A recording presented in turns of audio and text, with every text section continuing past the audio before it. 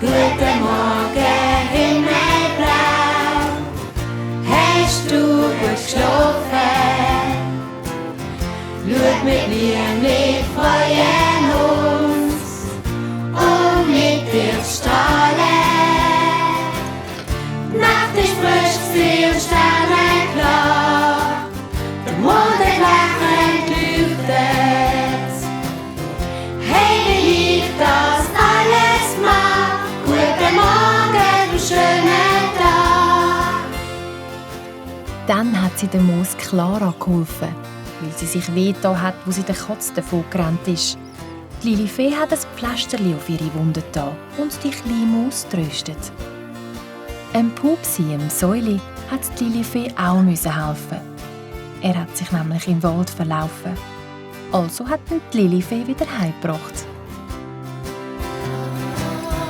Hey, wie lieb das alles macht, guten Morgen, du schöner Tag.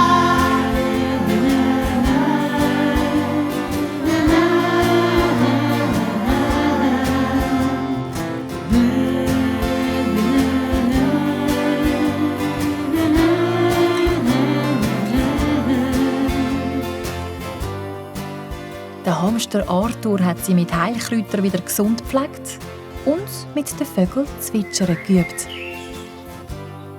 Endlich am Abend, wo die kleine Prinzessin schon ganz müde von dem langen Tag war, ist sie auf in den Abendhimmel geflogen und hat die Sterne angezündet.